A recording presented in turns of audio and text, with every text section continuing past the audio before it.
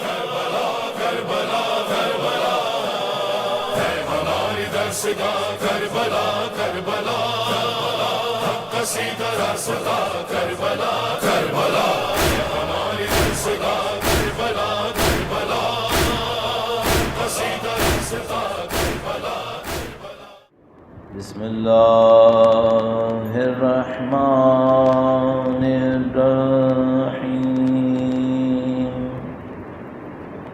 الحمد للہ رب العالمین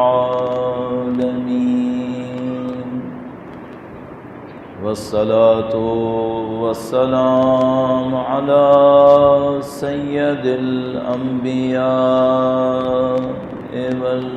والمرسلین حبیب الہ العالمین ابی القاسم محمد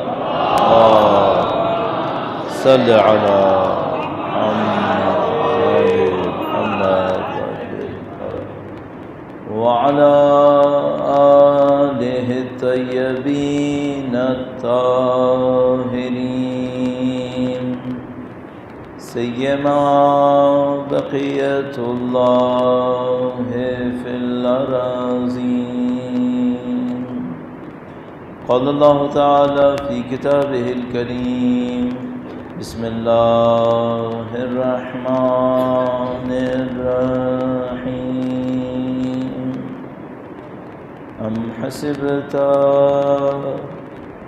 ان اصحاب الكهف والرقيم كانوا من آياتنا عجبا. درود بھیجو محمد وعلى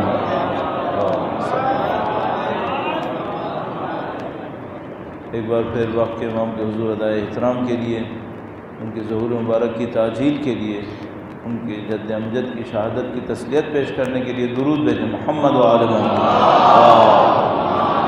صلی علی محمد وعلی محمد وعجل فرج.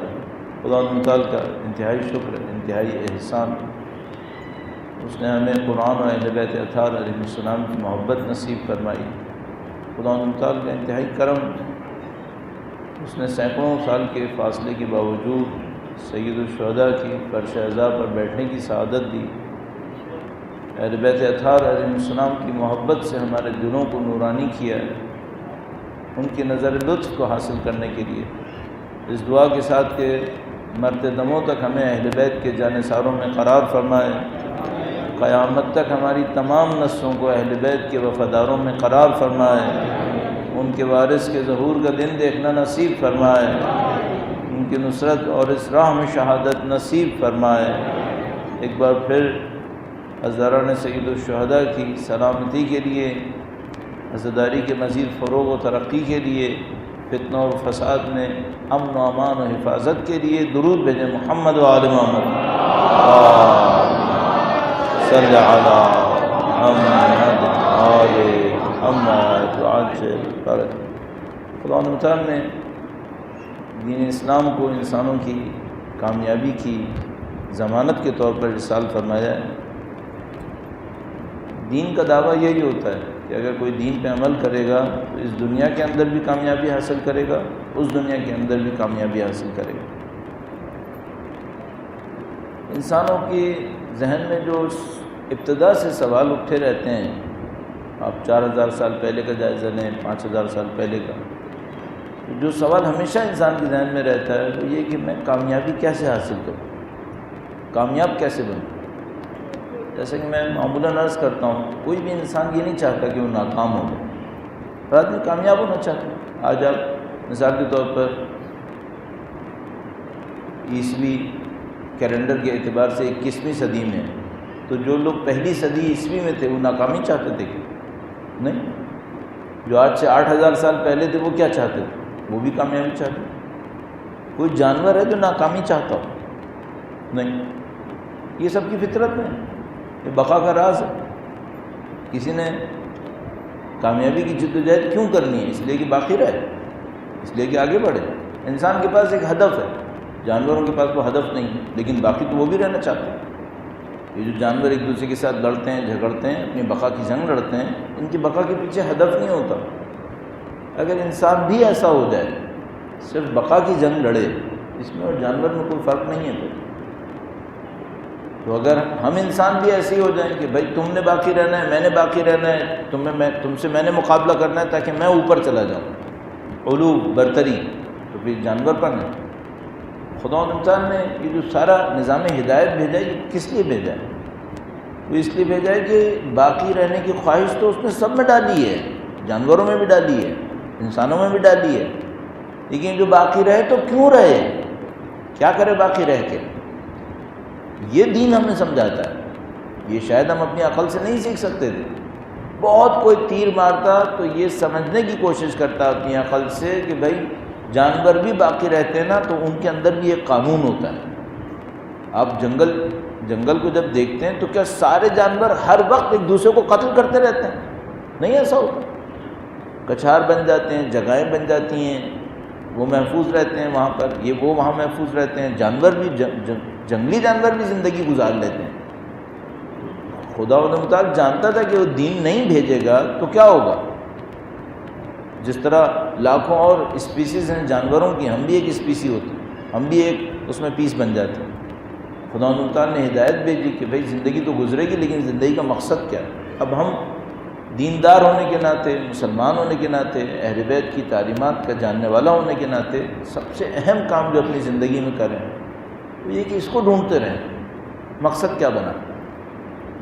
اب اس میں بہت ساری گفتگو ہے، بہت ساری باتیں جو کی جا سکتی ہیں۔ میں اپنے عرائض کو پیش کرنے سے پہلے ایک مقدمے کے طور پر کچھ چیزیں عرض کروں گا، اس کے بعد انشاءاللہ کوشش کریں گے کہ جو اس عشرہ مجالس کے لیے ہم نے موضوع سوچا ہے وہ موضوع آپ کی خدمت میں عرض کریں، اور اس میں سے کچھ نکات عرض کر کے شروع کر لیں انشاءاللہ تعالی۔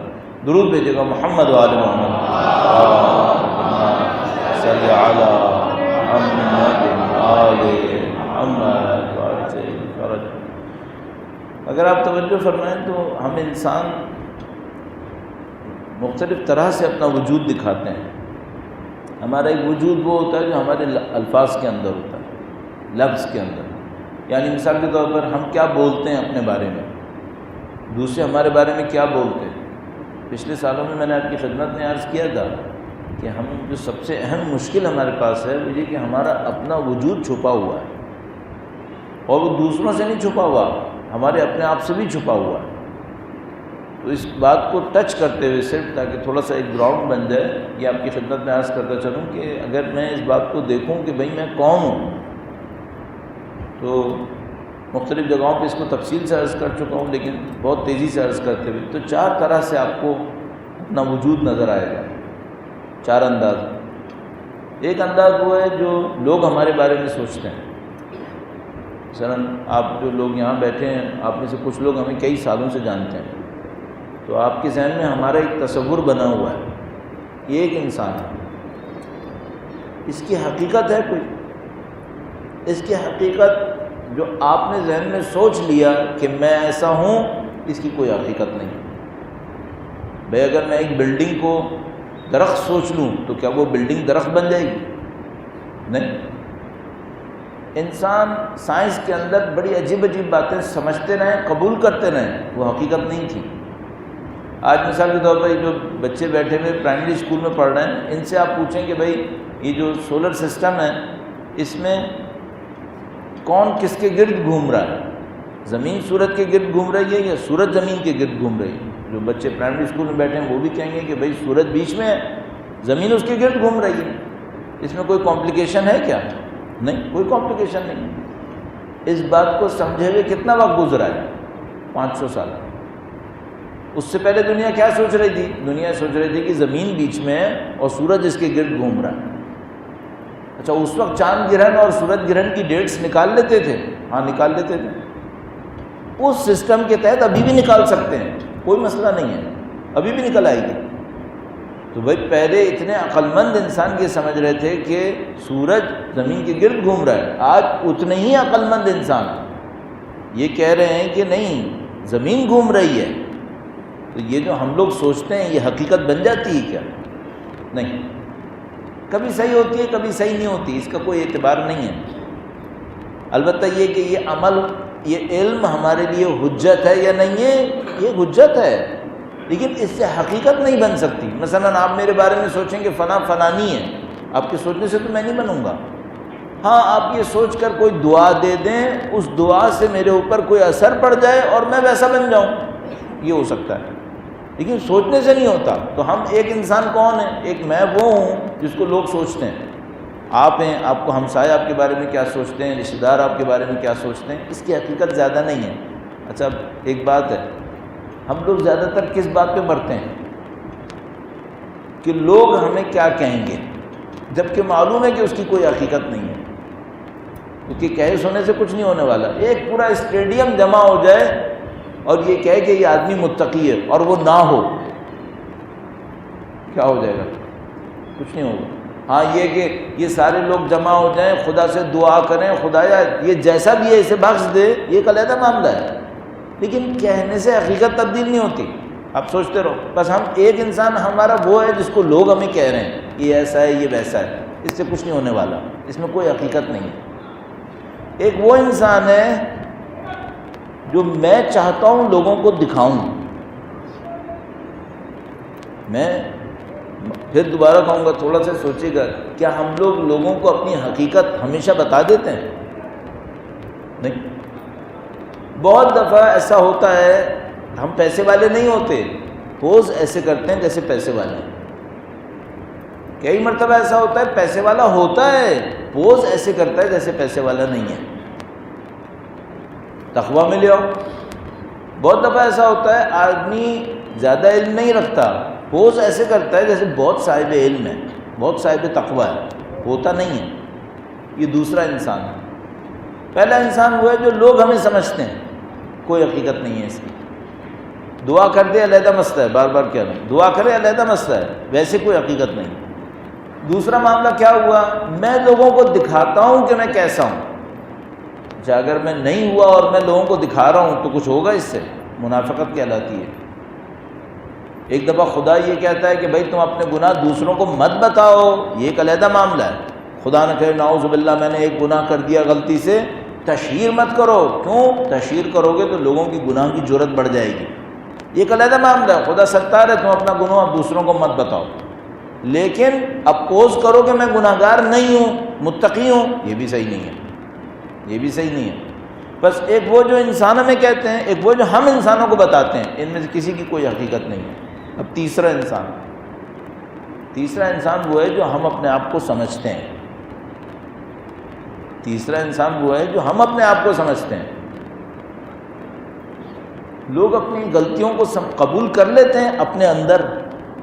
اس پوائنٹ کو عرض کرتا ہوں آپ کی خدمت میں، درود بھیجے گا محمد و آل محمد۔ صلی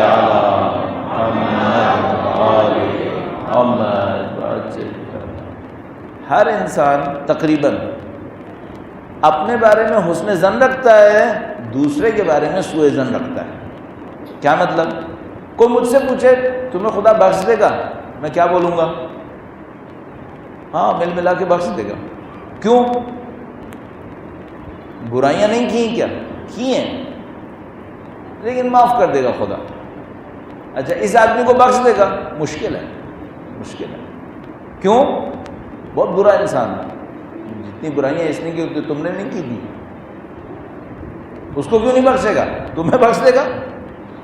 یہ اپنے بارے میں حسن ظن رکھتے ہیں کہ نہیں میں میرا معاملہ کچھ اور ہے، میں نے کسی اور وجہ سے کیا، تو بھائی اس نے بھی تو کسی وجہ سے کیا ہوگا، وہ بھی تو ایسا ہی ہے۔ یہ تیسرا انسان ہے۔ یہ تیسرا انسان کون ہے؟ جو ہم اپنے آپ کو سمجھتے ہیں، جو ہم اپنے آپ کو سمجھتے ہیں۔ اچھا اب واقعی بتائیے گا سوچ کے کہ ہم اپنے آپ کو صحیح پہچان لیتے ہیں کیا؟ نہیں۔ بہت خوش قسمت ہوتے ہیں وہ انسان جو مرنے سے پہلے اپنے آپ کو جان پاتے ہیں، بہت خوش قسمت ہے، اچھے ہوں یا برے ہوں، یہی کہ اپنے آپ کو پہچان پائے سعادت ہے۔ کہ انسان اپنے آپ کو پہچان پائے کہ بھائی میری اچھائی اتنی ہے، میری برائی اتنی ہے، مجھے اس برائی کے اوپر محنت کرنی ہے، اس اچھائی کو تقویت دینی ہے۔ یہ بہت بڑی بات ہے۔ اللہ کسی انسان کے سامنے اس کے نفس کے عیوب آشکار کر دے، یہ خدا کی رحمتوں میں سے بڑی رحمت ہے۔ ورنہ اگر خدا نہیں کرتا ہے تو کیا ہوتا ہے؟ انسان اپنے بارے میں توہمات میں مبتلا رہتا ہے، اسی توہم میں مر جاتا ہے، اور جب مرتا ہے تو اچانک اس کو پتہ چلتا ہے کہ بھائی یہ تو سب توہم تھا۔ کیوں؟ اصلی آدمی وہ پیچھے ہے۔ وہ کون ہے؟ نہ وہ ہے جو لوگ مجھے کہہ رہے ہیں، نہ وہ ہے جو میں لوگوں کو بتا رہا ہوں، نہ وہ ہے جو میں اپنے آپ کو سمجھتا ہوں۔ وہ کیا ہے؟ وہ میری اصلی حقیقت ہے، وہ میری اصلی حقیقت ہے۔ اس اصلی حقیقت میں کیا کیا ہو سکتا ہے جو میں نہیں جانتا؟ آپ کہیں گے بھئی یہ کیسے ہو سکتا ہے؟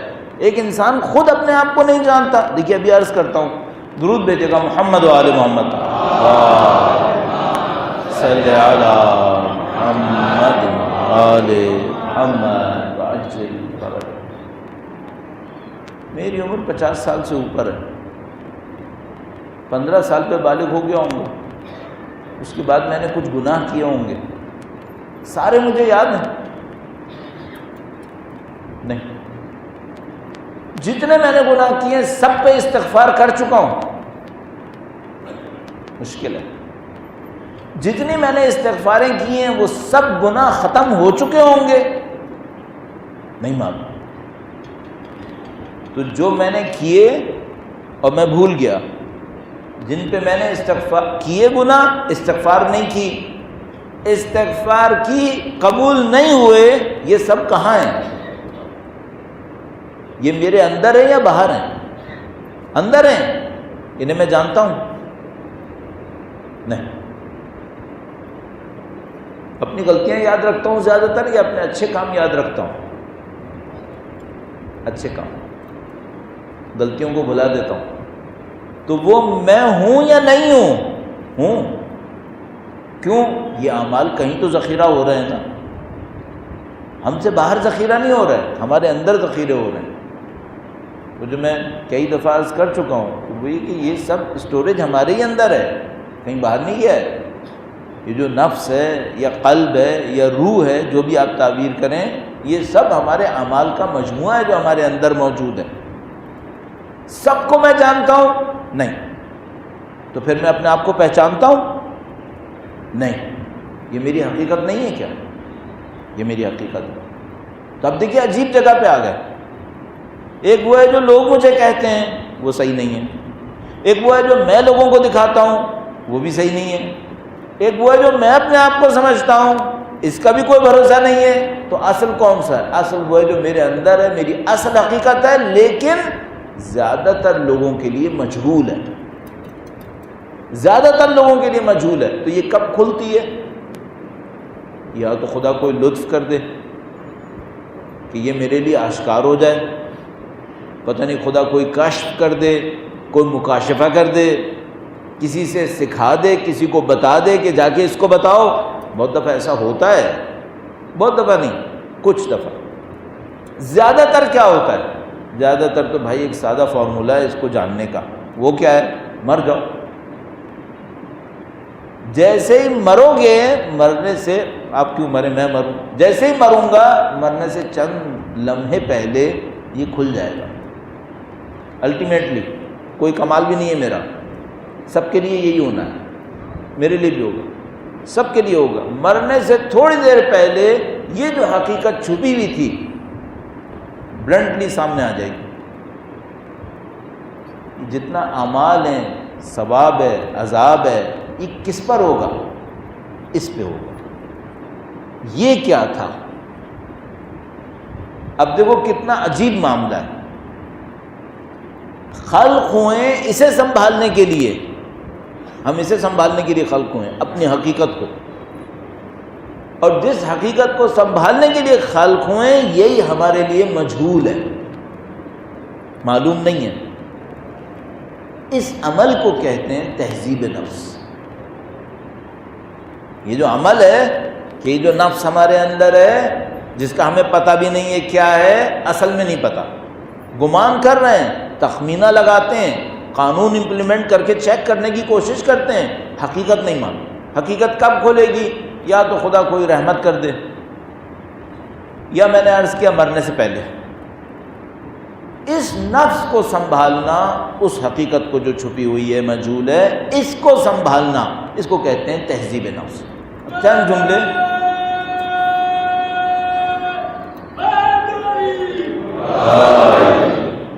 جملے تہذیب نفس کے حوالے سے عرض کروں گا۔ درود بھیجے گا محمد و آل محمد، صلی علی محمد محمد وعجل فرجہ۔ ایک بار پھر اپنے اذہان کی تازگی کے لیے، ذہنوں کی تازگی کے لیے، اور انشاءاللہ اگر تھوڑی گرمی بھی لگ رہی ہو تو وہ گرمی بھی دور ہو جائے، درود بھیجیں محمد و آل محمد، صلی علی محمد محمد وعجل فرجہ۔ ہم لوگوں نے، زیادہ تر نے مجھ سمیت، اپنے آپ کو آسائش طلب بنا لیا ہے۔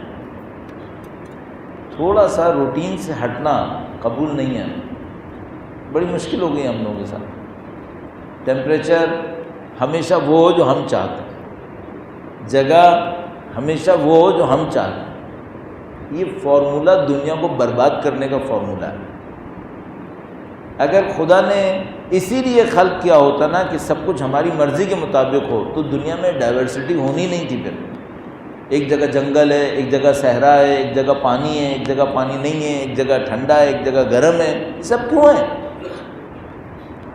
طبیعت انسانی مختلف چیزوں کے اوپر بنی ہے، نہ کہ ہمیشہ ایک کانسٹنٹ ٹیمپریچر کے اوپر کہ سب ویسے ہی ہو، بس نہیں ہو سکتا ایسا۔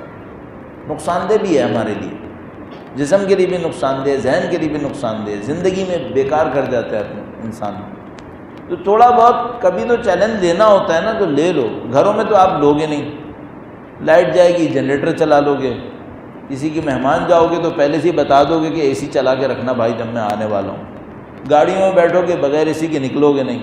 2-4 جگہیں رہ گئی ہیں قبر سے پہلے جہاں تھوڑی سی گرمی دیکھ لو، اس کے بعد تو خیر خدا ٹھنڈا رکھے گا انشاءاللہ، زیادہ ٹھنڈا بھی نہیں کرے گا۔ یا شاید اس گفتگو سے ہی باہر چلے جاؤ گے کہ بھائی ٹھنڈا ہے یا گرم ہے، کچھ اور ہی ہوگا پھر۔ تو تھوڑا تحمل کر لیں، کوئی مسئلہ نہیں ہے، کوئی بے ہوش نہیں ہونے والا، کسی کو کچھ نہیں ہوگا۔ اگر ہم خدا کے سامنے سختیوں کو برداشت کرنے والے بنیں گے تو خدا آگے بڑھانے کا موقع دے گا انشاءاللہ تعالی۔ آپ، مجھے احساس ہے کہ میں تھوڑا زیادہ کہہ گیا ہوں، آپ کے لیے اتنا مسئلہ ہوگا نہیں، لیکن میں نے کہا پہلے سے ہی کہہ دوں، ابھی تو آدھا گھنٹہ ہوا ہے، شاید بعد میں کچھ اور گرمی ہو گئی تو کچھ اور لوگ پریشان نہ ہو جائیں۔ انشاءاللہ آپ اپنی صحت و سلامتی کے لیے، مزید توفیقات کے لیے، جو اسلام کی راہ میں اور زیادہ سختیاں تحمل کرتے ہیں ان کی کامیابی کے لیے درود بھیجیں محمد و آل محمد، صلی علی محمد و آل محمد۔ ہم سب کو خدا کا لاکھ لاکھ شکر ادا کرنا چاہیے کہ جس نے زندگی کی صحت دی، ہم سب کو فرض میں بتانا، وہ خدا کا لاکھ لاکھ شکر ادا کرنے کے لیے امام زمانہ فاضل تیرا سلام اللہ علیہ احمد بلند کے بلند صلی علی محمد آل محمد۔ ہمارے یہاں اسلامک سائنسز ہیں، ان کے اندر ظاہر ایک علم اخلاق ہے۔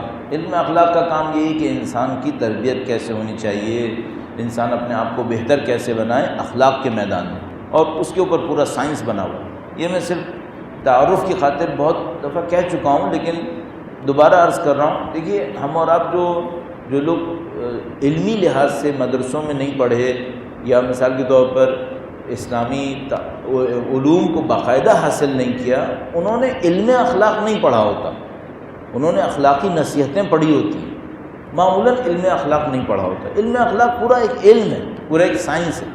مثلا جن لوگوں نے گھروں میں پانی استعمال کیا ہے، پینٹس استعمال کیے ہیں، کھانے بنا رہے ہیں، یہ سب لوگ کیمسٹ ہیں کیا؟ کیمسٹری کے ایکسپرٹس ہیں؟ نہیں۔ تو یہ کیمیکلز استعمال نہیں کرتے کیا؟ سب کیمیکلز ہیں، پانی خود ایک کیمیکل ہے، کھانا خود کیمیکل ہے، جو ہم مسالے جات ڈال رہے ہیں سب کیمیکلز ہیں. تو یہ کیمسٹ ہیں؟ نہیں، کیمسٹ نہیں ہیں، لیکن کیمیکلز استعمال کرتے ہیں. آپ گاڑی استعمال کرتے ہیں، آپ میکینک تھوڑی ہیں. اسی طریقے سے آپ علم اخلاق کو اپنی زندگی میں استعمال کر رہے ہیں. عالم باخلاق علم اخلاق نہیں ہے، ایک علم اخلاق ہوتا ہے، پوری سائنس ہے یہ. ہاں کچھ کتابیں ہیں جو بیچ میں لوگوں کے لیے لکھی گئی ہیں کہ عام انسان اگر علم اخلاق سیکھنا چاہے تو کیا کرے. ایسی کتابیں ہیں موجود، علم اخلاق کی کورس بن گئی ہیں، لیکن وہ عام لوگ بھی اسے پڑھتے ہیں. مثلا جیسے عروج السعادہ، جیسے جس کو اردو میں عروج السعادہ کہتے ہیں، اصل میں معراج السعادہ.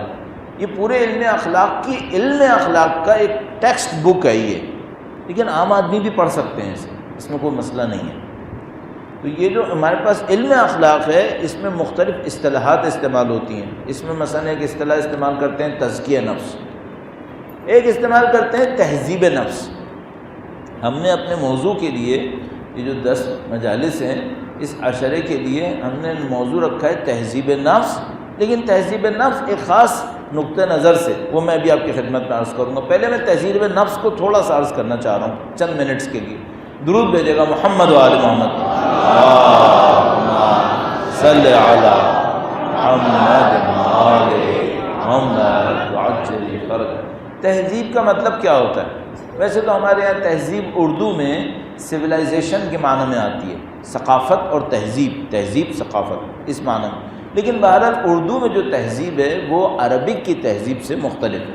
عربک میں، عربی زبان میں تہذیب کا مطلب سویلائزیشن جو ہم لے رہے ہیں اس وقت کم از کم نہیں لے رہے. مثلا اگر ہم نے عشرہ مجالس کا عنوان رکھا ہے تہذیب نفس، تو ہم یہ نفس کی سویلائزیشن کے اوپر بات نہیں کر رہے، یہ کچھ اور ہے.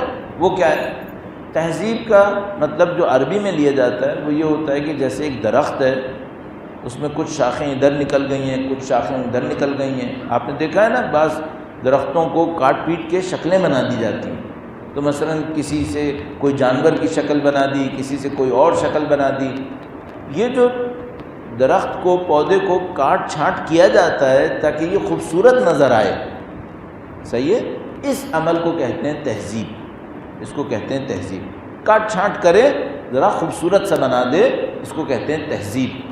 اسی طرح مثلا کتابوں میں کہتے ہیں تہذیب. مثلا یہ کتاب اس نے تہذیب کی.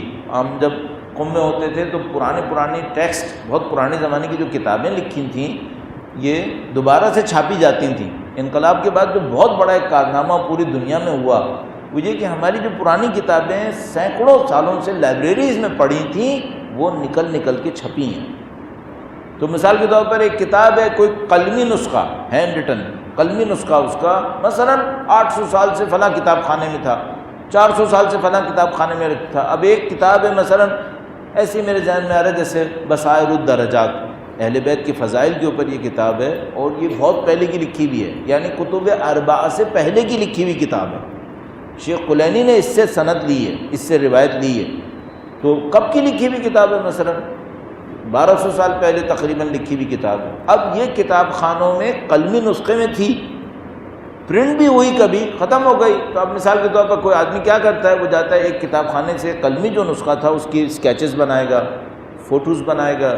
دوسرے کتاب خانے میں ایک اور قلمی نسخہ لکھا ہے. اچھا، ہر قلمی نسخہ تو ایک جیسا نہیں ہوتا، ہاتھ سے لکھا ہے نا کسی نے. ایک روایت ادھر کم ہو گئی، ایک روایت ادھر مثال کے طور پر کچھ اور ہو گئی، اس نے حاشیے میں یہ لکھ دیا، اس نے حاشیے میں لکھ دیا. تو محقق جاتا ہے ساری کتابوں کو جو قلمی نسخے ہوتے ہیں سب کو جمع کرتا ہے، اور جمع کرنے کے بعد اس کو صحیح صاف ستھری صورت میں لا کر ایک کتاب بنا دیتا ہے اور اس کو پرنٹ کروا دیتا ہے. اس عمل کو بھی تہذیب کہتے ہیں. یہ بھی تہذیب ہے. تہذیب کیا ہے؟ اردو میں بہت معذرت کے ساتھ عوامی جملہ، عوامی لفظ استعمال کروں نا تو کاٹ چھانٹ کے خوبصورت کر دینا، کاٹ چھانٹ کے خوبصورت کر دینا. اب کاٹنے کا مطلب آپ کو پتہ ہے، چھانٹنے کا مطلب بھی پتہ ہے آپ کو، ٹھیک ہے نا. یہ کاٹ چھانٹ کرے، ذرا خوبصورت بنائے اس کو ہم کہتے ہیں تہذیب. نفس کو تہذیب کی ضرورت ہے یا نہیں ہے؟ بہت ضرورت ہے. کیوں؟ اس میں کاٹ چھانٹ بھی چاہیے اور کچھ اضافہ بھی کرنے کی ضرورت ہے. کاٹ چھانٹ بھی چاہیے. اس کی ایک مثال عرض کرتا ہوں. درود بھیجے گا محمد و آل محمد. صلی علی محمد و آل محمد وعجل فرج۔ خدا نے ہمیں بہت خوبصورت فطرت پہ خلق کیا ہے۔ خدا تعالیٰ نے، آپ جانتے ہیں قرآن کریم نے جب خدا تعالیٰ نے انسان کی خلقت کا تذکرہ کیا تو کہا تبارک اللہ احسن الخالقین، کتنا اچھا خلق کرنے والا ہے یہ خدا۔ تو انسان کی فطرت بہت خوبصورت ہے، لیکن اس فطرت کے ساتھ کیا ہوتا ہے؟ اس فطرت کے ساتھ یہ ہوتا ہے کہ فطرت تو اچھی ہے لیکن کیئر نہ ہونے کی وجہ سے پتہ چلتا ہے کہ اس کی ذات کا بیلنس خراب ہو گیا، بیلنس خراب ہو گیا۔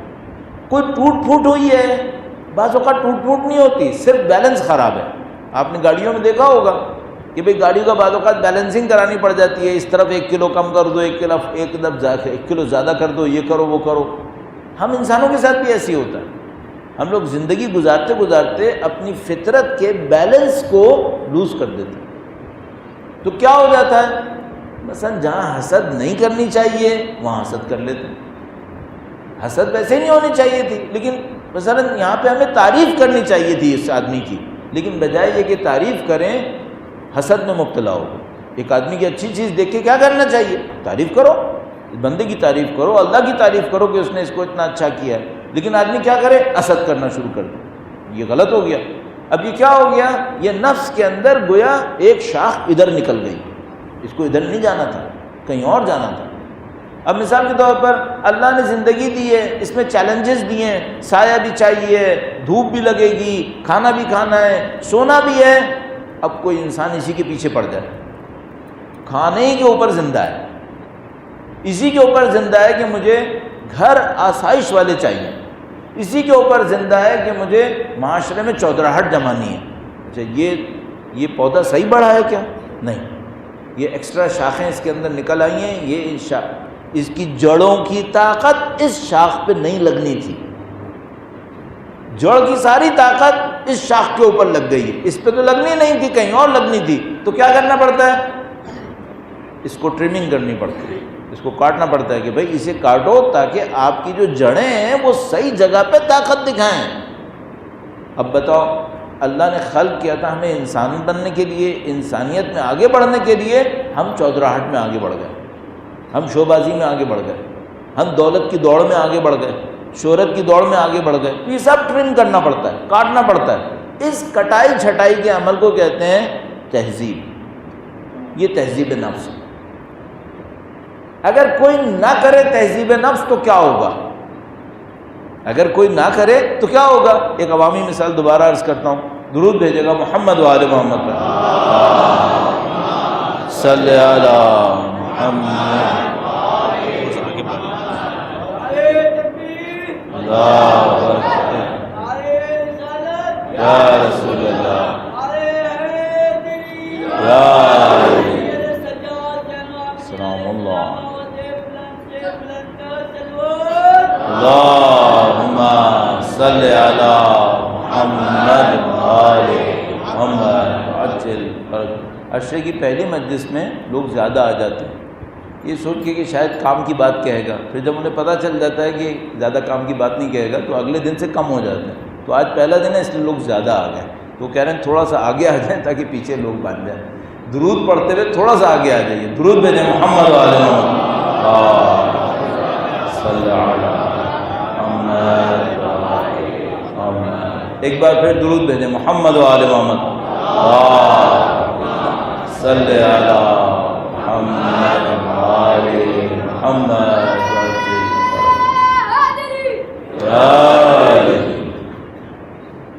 ایک بار پھر اللہم صلی علی محمد آل محمد۔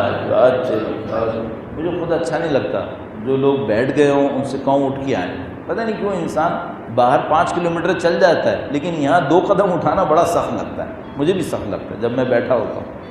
لیکن یہ ان آرگنائز بیہیویئر ہے۔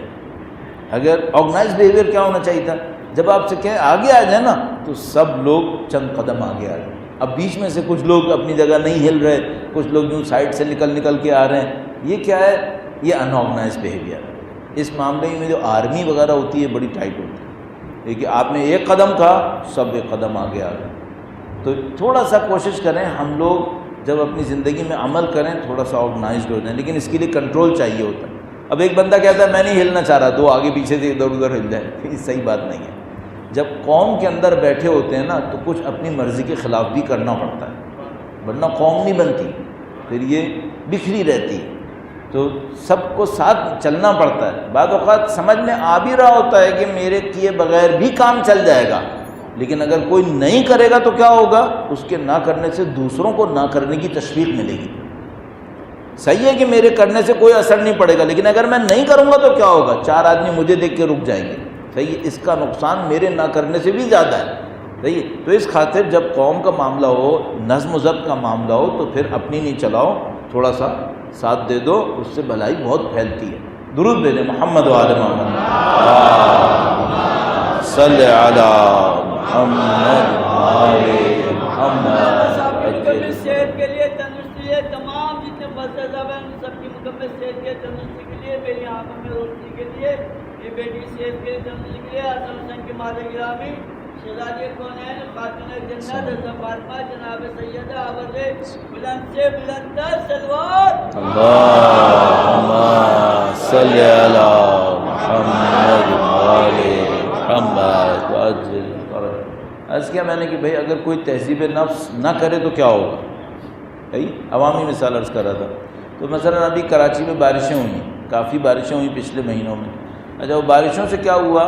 آپ کے سولجر بازار میں تو میرے خیال میں زمین کوئی خالی بچی نہیں ہوگی، یا سیمنٹ آ گیا ہے یا سڑک آ گئی ہے۔ ایک لے دے کے وہ نشتہ پاک رہ گیا ہے، لیکن اس کے اوپر بجری اتنی پڑی ہے کہ اب اس میں زمین سے کچھ نہیں اگنا ہے۔ صحیح، ورنہ کیا ہوتا ہے جو زمین خالی ہوتی ہے، مٹی ہوتی ہے، اس میں خود رو چیزیں نکل آتی ہیں۔ بارش ہوتی ہے تو خود سے چیزیں نکلنا شروع ہو جاتی ہیں۔ یہ جو خود سے چیزیں نکلتی ہیں، یہ کیا ہوتا ہے؟ پہلے بہت سارے پودے آپ نے خود لگائے ہوتے ہیں، اب بہت ساری چیزیں خود سے نکل گئیں۔ اچھا، اگر بارش اور ہوئی یہ اور نکلیں گی، اور ہوئی اور نکلیں گی، اور اگر آپ نے تہذیب نہیں کی تو کیا ہوگا؟ اب جو آپ نے لگایا تھا وہ غائب، اور یہ جو جنگلی تھا یہ اوپر آ گیا۔ صحیح، جس معاشرے میں تہذیب نہیں ہوتی نا اس میں یہ ہوتا ہے، اس میں جنگل اوپر آ جاتا ہے، پودے غائب ہو جاتے ہیں، جھاڑیاں بن جاتی ہیں ساری۔ اچھا، ان پودوں میں جان نہیں ہوتی، یہ جو خودرو نکلنے والے ہوتے ہیں نا ان میں جان نہیں ہوتی۔ میں خود اپنے گھر پہ پودوں پہ تھوڑا بہت دیکھتا ہوں تو میں ہمیشہ یہ دیکھتا ہوں یہ جو خودرو ہوتے ہیں یہ بعض اوقات بڑے بڑے ہو جاتے ہیں، ان کی جڑوں میں دم نہیں ہوتا، یوں ہی کھینچو نکل جاتا ہے۔ انسان بھی ایسے ہی، معاشرے بھی ایسے، جن معاشروں میں تہذیب نفس نہیں ہوتی ان کے بندوں کو ہلانا بہت آسان ہوتا ہے۔ ایک آدمی ایک SMS ڈال دے، ایک میسج ڈال دے، ایک ویڈیو ڈال دے، جھوٹا سچا، تھوڑا اٹریکٹیو ہونا چاہیے، گیا قوم شکار۔ 20 کروڑ لوگوں کو گمراہ کرنے کے لیے، ٹریک سے ہٹانے کے لیے 10 منٹ کا کلپ کافی ہے۔ 20 کروڑ لوگوں کو، حد ہوتی ہے بھائی۔ تہذیب نہیں کرو گے یہ ہوگا۔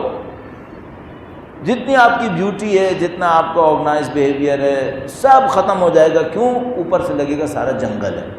اب ایک عقل مند جو آپ کا مالی ہوگا وہ اندر آئے گا، پہلے تو اس جنگل کو دیکھے گا، تھوڑا افسوس کرے گا کہ بھائی کیا ہو گیا بھائی یہاں پہ۔ اس کے بعد وہ پلان کرے گا اتنے حصے کو اگر میں صاف کر دوں نا، یہ کٹائی چھٹائی کر دوں تو یہ والا پودا نظر آنا شروع ہو جائے گا۔ صحیح، تھوڑی کٹائی چھٹائی کرے گا تو آپ کو نظر آئے گا کہ اس کے اندر بہت ساری خوبصورتیاں تھیں لیکن جھاڑیوں میں غائب ہو گئی۔ ہمارا معاشرہ بھی ایسے ہی ہے، ہمارے معاشرے میں خوبصورتیاں کم نہیں ہیں، بہت ہیں، لیکن اجاڑ کے اندر، جھاڑ کے اندر سب غائب ہو گیا، سب ختم۔ اب جو دیکھنے والا ہے وہ جنگل دیکھ رہا ہے، جبکہ اس کے نیچے کافی کچھ ہے، جبکہ اس کے اندر طاقت ہے۔ نہیں ہوتی نا تو ہم یہاں تک نہیں آ سکتے تھے، ہم مزمحل ہو چکے ہوتے، ہم لوگ غائب ہو چکے ہوتے۔ یہ جو یہاں تک آئے ہیں ہمارے پاس 2 چیزیں ہیں، ایک تو حق کی طاقت، اہل بیت کا حق، دوسرا کچھ مخلص لوگوں کی قربانیاں ہیں۔ صحیح، ہاں میں قبول کرتا ہوں یہاں جنگل بہت ہے، جنگل بہت ہے، لیکن اس جنگل کے نیچے بہرحال ایک حق کی طاقت ہے، ایک زمین ہے جس کے اوپر اگر ڈھنگ سے کام کرو تو بڑے اچھے پھل نکلیں گے، بڑے اچھے درخت نکلیں گے۔ یہ حق کی طاقت 1400 سال سے اپنے آپ کو سنبھالے ہوئے ہے، اچھے مالی کے انتظار میں۔ اچھے مالی کے انتظار، تھوڑا جھاڑ ہٹاؤ، مالی آئے، کام کچھ اور ہونے والا ہے، کام کچھ اور، مت گھبراؤ، مت گھبراؤ، بہت خوبصورت مستقبل ہمارے پاس ہے۔ یہ سب معاملات آتے رہیں گے، جاتے رہیں گے، یہ جھاڑ جھنکار نکلتا رہے گا لیکن جھٹتا رہے گا، اور اچھا وقت خداوند متعال کی طرف سے نصیب ہوگا۔ فَإِنَّ مَعَ الْعُسْرِ يُسْرًا، إِنَّ مَعَ الْعُسْرِ يُسْرًا۔ اللہم صلی علی محمد وآل محمد وعجل فرجہ۔ تو یہ تہذیب نفس ہے جس میں انسان اگر محنت نہ کرے، نعوذ باللہ تعالیٰ شخصیتیں پامال ہو جاتی ہیں، خوبصورتیاں دفن ہو جاتی ہیں، انسان کا جو کمال نصیب ہونا چاہیے وہ کمال نصیب نہیں ہوتا، تو پھر الٹی سیدھی چیزوں پہ اپنے آپ کو خوش کرتا رہتا ہے۔ دیکھو ہم انسانوں کو خدا نے طبیعت پہ خلق کیا ہے نا، اس طبیعت کی خوبصورتی یہ ہے کہ اگر یہ طبیعت صحیح راستے پہ چلتی ہے خوش رہتی، صحت مند رہتی، اگر یہ صحیح راستے پہ نہیں چلتی پھر یہ خود بیمار ہوتی ہے، اور اس کو پتہ ہوتا ہے کہ مجھے بیماری لگ گئی ہے۔ کس چیز سے پتہ چلتا ہے؟ خوشی نہیں آتی، سکون نہیں آتا، جسم صحیح رہے گا۔ بھائی جسم تو خدا کے کسی اور نظام کے تحت چل رہا ہے نا، یہ سورج جسم سنبھالنے کے لیے ہے، وہ جسم سنبھالے گا۔ یہ کھانا جو زمین سے نکل رہا ہے، فصلیں اوپر سے پانی برس رہا ہے، یہ جسم سنبھالنے کے لیے، یہ سنبھال لے گا۔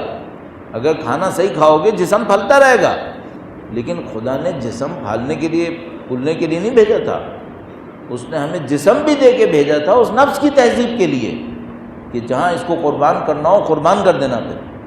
تو وہ تھا جو اصلی کام تھا، تہذیب نفس۔ تو ہم کوشش یہ کریں گے کہ اس تہذیب نفس کے بارے میں کچھ عرائض پیش کریں گے۔ اچھا اس میں ہدف کیا ہوتا ہے؟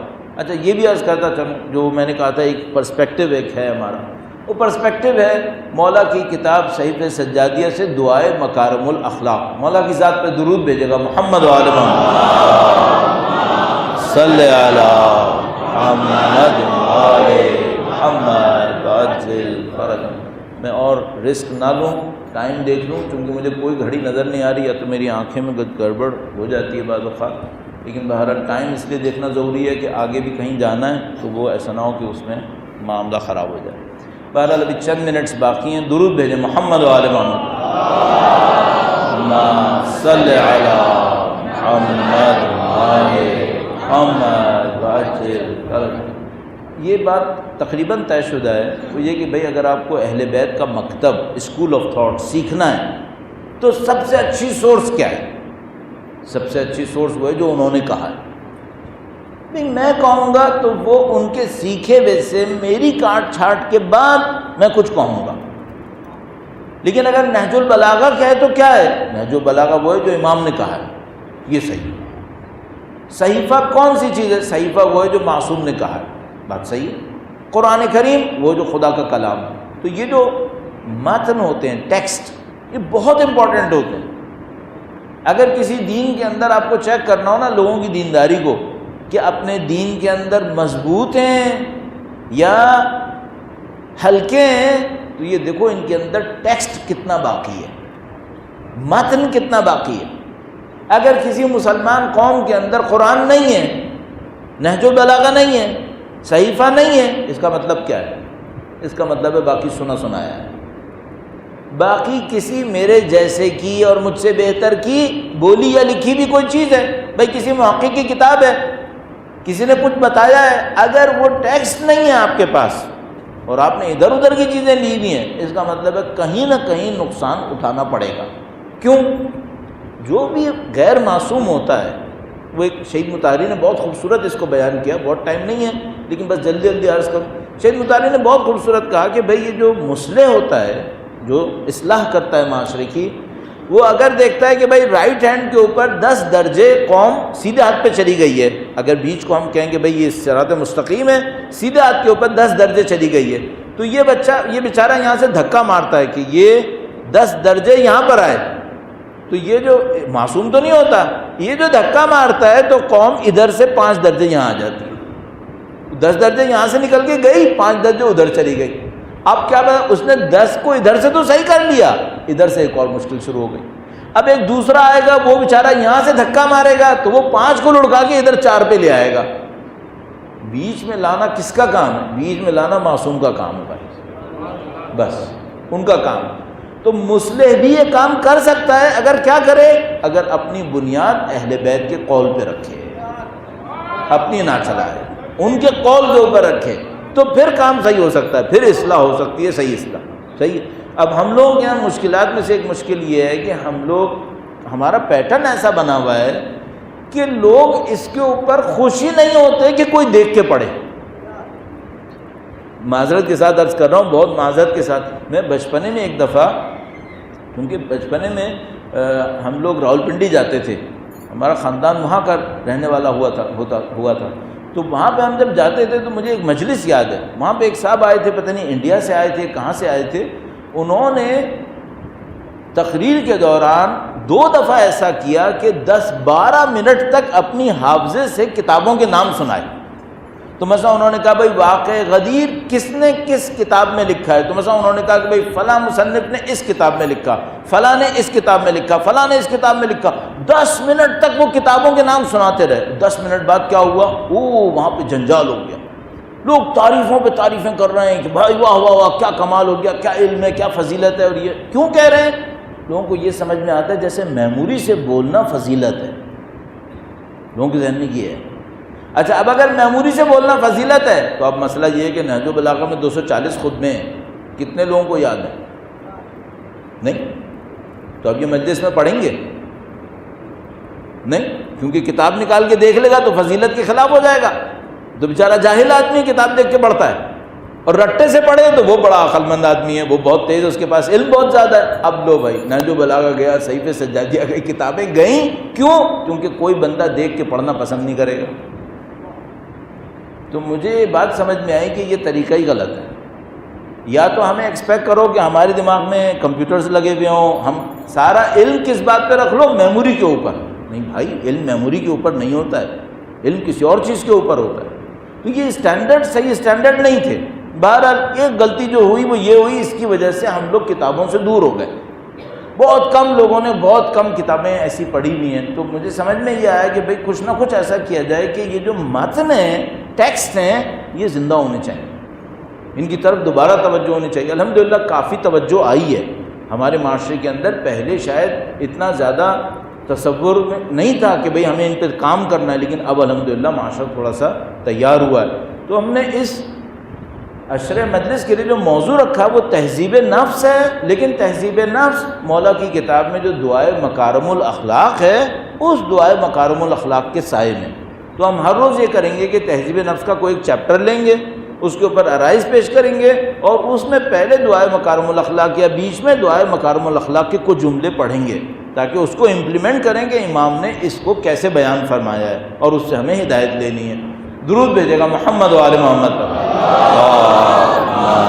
صلی علی محمد عجل فرج۔ اب میں ایک اور کوشش بھی کر رہا ہوں، تقریباً کیونکہ اب اس بات سے فارغ ہو گیا ہوں کہ مثلا مجھے چیزوں کو بنانا ہے، اب بنانے کے معاملے سے میں نکل گیا، اب کوشش نہیں کرتا کہ میں اچھا بناؤں، یہ کروں وہ کروں، تو میں کوشش کر رہا ہوتا ہوں کہ جو میں مجلس پڑھوں اس سے میں سیکھوں، خود میرے اوپر اثر پڑے۔ تو حقیقت یہ کہ میں بہت عرصے سے سوچ رہا تھا کہ دعائے مکارم الاخلاق کے اوپر کوئی کام کروں۔ اچھا، لکھنے لکھانے کا رہا نہیں میں، اب میں بولنے کا رہ گیا ہوں۔ کوئی مجھ سے کہتا ہے تو میں کہتا ہوں بھائی اب میں پڑھا لکھا اتنا نہیں ہوں کہ میں لکھنے پہ جاؤں، اب میں بس بولنے کا رہ گیا ہوں۔ تو مجھے جب اپنے اوپر کوئی محنت کرنی ہوتی ہے تو میں بولنے میں لے آتا ہوں اسے، کیونکہ میں لکھوں گا ہی نہیں، میں اتنا بولو نااہل ہو گیا اس معاملے میں۔ تو پھر مجھے یہ سمجھ میں آتا ہے کہ بھئی یہ جو عشرہ مجالس ہیں ان میں ان کو لے آؤ، تاکہ میں جبراً کم از کم اس کو پڑھنے پہ مجبور ہو جاؤں، اس پہ محنت کروں گا، لوگوں کے سامنے بولوں گا، تھوڑا پھر خود بھی مجھے بھی شرم آئے گی کہ بھائی اتنا بول رہے ہو، کم از کم عمل بھی کرو اس کے اوپر۔ تو زندگی میں 4 قدم اگر بڑھانے تھے تو کم از کم آدھا 1 قدم تو بن جائے گا یہ عشرہ بھی۔ یہی میں آپ سے بھی کہوں گا، عشرہ مجالس کو صرف آنا جانا مت لو ثواب کی غرض سے، ثواب کی غرض اچھی ہے، ثواب بہر صورت مل جائے گا انشاءاللہ، سید الشہداء کا نام ہے، اس کی برکت ہوتی ہے، وہ ثواب مل جائے گا۔ لیکن اس سے زیادہ اہم یہ ہے کہ ان کے راستے پہ چلنے کی کوشش کرو، ان کے خاندان نے جو سکھایا ہے یہ ساری قربانیاں کچھ سکھانے کے لیے دی گئی ہیں. یہ ساری جو مسائل برداشت ہوئے ہیں، یہ سارے مشکلات جو سہی گئی ہیں، یہ کچھ سکھانے کے لیے سہی گئی ہیں. تو آپ آئیں، میں آؤں یہاں پر، ثواب ہمیں ملے گا، گارنٹیڈ ہے، اس میں کوئی ڈاؤٹ نہیں ہے، اس میں کوئی شبہ نہیں ہے. سیکھو، ٹھیک ہو. وہی جو میں نے عرض کیا نا، جنگل نہیں بننے دو معاشرے کو، تہذیب کو تہذیب کرو، تاکہ ہم اور آپ ان کے لیے کام آئیں، اور وہ جو اصلی کارگر آنے والے ہیں، وہ جو اصلی کام کرنے والے آنے والے ہیں، ان کے لیے گراؤنڈ نظر آئے یہاں کہ مولا آپ کے آنے سے پہلے کچھ کیا ہے. تو تہذیب نفس، دعائے مکارم الاخلاق کی روشنی میں انشاءاللہ اس سلسلے میں کوشش کریں گے، عرائض پیش کریں گے. میں کتاب ساتھ لایا ہوں اور 2 جملے ضرور عرض کر دوں، ورنہ ایسا نہ ہو آج بالکل ہی رہ جائے. درود بھیجے گا محمد و آل محمد پر.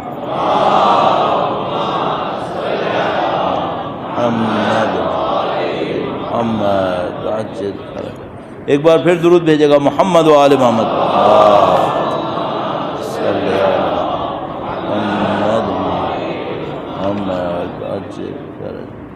مولا کے نام پر ایک بار پھر درود بھیجیں، محمد و آل محمد.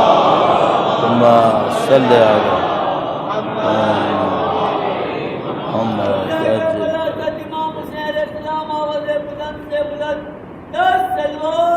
اللہم صلی علی محمد و آل محمد وعجل فرج.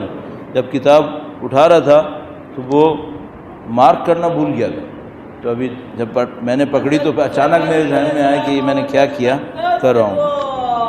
اللہم صلی علی محمد و آل محمد وعجل فرج. جو بس چند جملے اس لیے کہ ذرا جملات پڑھ لوں، اور انشاءاللہ کل پھر تفصیل سے آپ کی خدمت میں اس سلسلے میں عرض کروں گا. آج اس کے تبرک کی خاطر کہ یہ ذہن میں رہے. فرمایا فی مکارم الاخلاق و مرضی الافعال، جو اللہ کے نزدیک پسندیدہ کردار ہے اور اخلاق ہے، اس کے بارے میں امام کی دعا. اس کو کہتے ہیں دعائے مکارم الاخلاق، لیکن پورا اس کا جو عنوان ہے فی مکارم الاخلاق و مرضی الافعال. مرضی الافعال جو خدا کو پسند ہیں، وہ افعال، اور وہ اخلاق جو بلند اخلاق ہے. اللہم صلی علی محمد و آلہ. درود بھیجے گا محمد و آل محمد. صلی علی محمد و آل محمد. وبلغ بإیمانی اکمل الایمان واجعل یقینی افضل الیقین وانتہے بنیتی الى احسن النیات وبعملی الى احسن الاعمال. اللہم وفر بلطفک نیتی وصحب ما عندک یقینی واستصلح بقدرتک ما فسد منی. امام نے دعا کی بالکل ابتدا میں جو مقصد ہے، کرنا کیا ہے، اس کو پہلے 4 جملوں میں بتا دیا. یہ کرنا ہے. شروع بالکل وہاں سے کیا کہ جو سب سے بڑا ٹارگٹ ہے، وہ ٹارگٹ بہت اختصار کے ساتھ، چونکہ وقت ختم ہو گیا، 4 چیزوں کے اندر ہماری زندگی خلاصہ ہو جائے گی اینڈ میں جا کے. وہ کیا؟ کچھ ہمارے اعمال ہیں جو جسم سے ظاہر ہوں گے مختلف طریقوں سے، میں کل اس پہ عرض کروں گا. ایک ہماری اعمال کے پیچھے نیت ہے، اس نیت کے پیچھے ایک ہمارا یقین ہے، اس یقین کے پیچھے ایک ہمارا ایمان ہے. یہ 4 چیزیں ہیں. امام نے ان 4 سے شروع کیا کہ بھئی یہ 4 ہیں جس کے اوپر کام کرنا ہے. اور کل انشاءاللہ میں عرض کروں گا تھوڑا تھوڑا اس کے لیول پہ، کہ خود دیکھ کے سمجھ میں آ رہا ہے یہ جو میں بول رہا ہوں یہ کیا ہے، یہ عمل ہے. اس عمل کے پیچھے ایک چھپی ہوئی چیز ہے، وہ کیا ہے، وہ میری نیت ہے. وہ جو نیت ہے وہ کہاں سے آئی ہے؟ کچھ چیزوں پہ میرا یقین ہے، اس سے میری وہ نیت حاصل ہوئی ہے. اور وہ جو یقین ہے اس کے پیچھے کیا ہے؟ اس کے پیچھے ایک ایمان ہے. اگر کسی کا ایمان کنفرم ہو، اس کا مطلب کیا ہے؟ اس کا یقین صحیح ہے. یقین صحیح ہے، نیت بھی اچھی ہے، اور عمل بھی صالح ہوگا. صحیح، اس کے اوپر غور کرنا ہے. اور پھر امام نے پوری دعا میں گویا انسانوں کو رہنمائی کی ہے کہ تمہیں 4 کو صحیح کرنا ہے تو تمہیں کیا کرنا ہے. تو اس دعا کے اندر کچھ حصے ایسے ہیں جو جن کا تعلق عمل سے ہے، کچھ کا تعلق نیت سے ہے، کچھ کا تعلق یقین سے ہے، کچھ کا تعلق ایمان سے ہے. 4 درجات سے ہے. تو انشاءاللہ شروع کریں گے. اور یہ تو مجھے پتہ ہے کہ میں بہت اچھا نہیں کروں گا، اس کا انصاف کوئی نہیں کر پائے گا، نہ میں تو خیر بالکل ہی نہیں کر سکتا، لیکن ہماری کوشش یہ ہوگی کہ بھائی ہر روز کچھ سیکھ کے اٹھیں تاکہ انشاءاللہ ان کی طرف ہمارے قدم بڑھتے رہیں انشاءاللہ تعالیٰ۔ ایک بار پھر مولا چوتھے سرکار کے حضور عرض ادب کے لیے درخواست پیش کرنے کے لیے کہ مولا اس کو سمجھنے میں ہماری نصرت فرمائیں، سعادتوں میں اضافہ فرمائیں، درود بھیجیں محمد و آل محمد۔ اللہم صلی علی محمد و آل محمد۔ یہ جو ہم نے کہا کہ آپ آئیں گے تو ثواب تو ملے گا، اس میں تو ضمانت ہے، اس میں تو ضمانت ہے۔ کیوں ضمانت ہے؟ خدا انسانوں کو محبتوں کے اوپر جوڑتا ہے، محبتوں پہ جوڑتا ہے، دعووں پہ نہیں جوڑتا، دلوں کے اندر جو محبت ہے ان پہ جوڑ دیتا ہے۔ یعنی مثال کے طور پر اگر کسی کے دل میں کسی مومن کی محبت ہے تو خدا اس کو اس دنیا کے اندر اس مومن سے جوڑے گا، خدا نہ کرے کسی غلط کی محبت ہے تو خدا اس کو اسی سے جوڑ دے گا۔ تو دعووں کا معاملہ نہیں ہے، ناموں کا معاملہ بھی نہیں ہے، کہے کا معاملہ بھی نہیں ہے، معاملہ اندر کی محبت کا۔ ہم لوگوں کو ایک بات کا یقین ہے، اور میں بعض اوقات ممبر پہ بیٹھ کے بھی کہہ دیتا ہوں مجھے کہ میں خدا سے کہوں گا خدا ہے مجھے معلوم ہے میرے عمل کا حساب نہیں، میں نماز پڑھتا ہوں پتہ نہیں دماغ میرا ادھر سے ادھر جاتا ہے، شاید پوری شرطیں بھی پوری کرتا ہوں یا نہیں کرتا مجھے نہیں معلوم، حقیقت یہ ہے۔ مثلا کوئی بھی کام کرتا ہوں نا اس کی نیت کے اندر کیا نیت رہتی ہے، کل عرض کریں گے اس کے اوپر تھوڑا بہت، لیکن خدایا ایک بات دعوے سے کہہ سکتے ہیں تو ہمارے دل میں جھانک کے دیکھ، ہم امام حسین کا احترام کرتے ہیں یا نہیں کرتے؟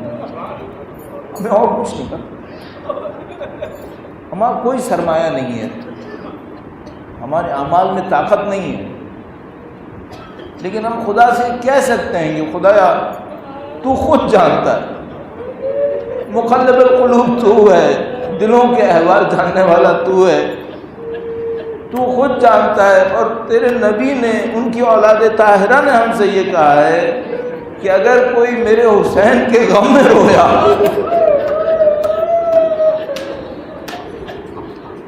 یعنی روایتیں یقینی آتی ہیں اس کے اوپر کہ اگر امام حسین کے غم میں رویا تو اس کی جنت کے ضمانت ہم دیں گے، تو میں کہوں گا خدایا تو خود ہمارے دلوں کو دیکھ، جب ہم امام حسین کے غم میں روتے تو روتے یا نہیں روتے، خود جان لے۔ اور جب اس خاندان عطرت و طہارت کی مصائب کو یاد کرتے ہیں تو خدایا ہمارے دلوں پہ کیا گزر رہی ہوتی ہے۔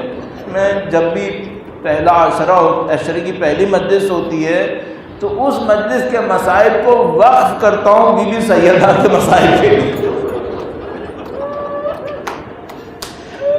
جو بھی شروع ہوا مسائل جھیلنے کا معاملہ وہ بی بی سیدہ کے مسائل سے۔ اب خدا سے کیا کہیں، خدایا تو جانتا ہے، تو جانتا ہے نبی کی صاحبزادی ہونے کے ناطے ان کا حق کیا تھا، تو جانتا ہے۔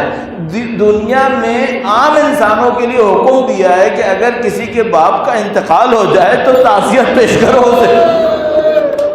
اسے تسلی دو، اور اگر جس کے باپ دنیا سے گئے ہوں وہ کوئی بچی ہو، خاتون ہو، تو خاص محبت کا اظہار کرو، خاص لطف کا اظہار کرو۔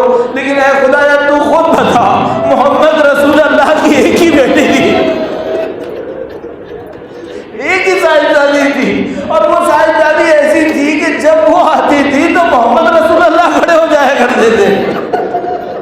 اب خدایا ہمیں جو تاریخ میں ملا ہے وہ یہ ملا ہے کہ جب نبی دنیا سے گئے تو کچھ لوگوں نے اس بی بی کے دروازے کو آگ لگائی ہے۔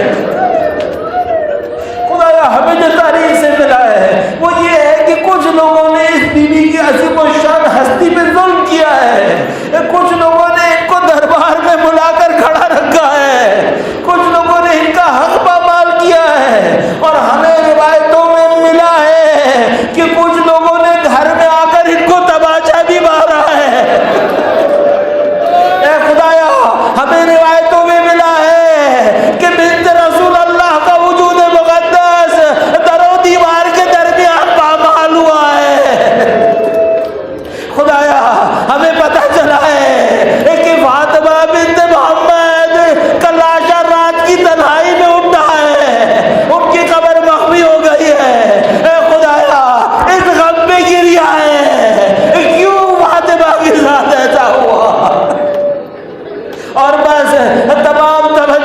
اس امام کی طرف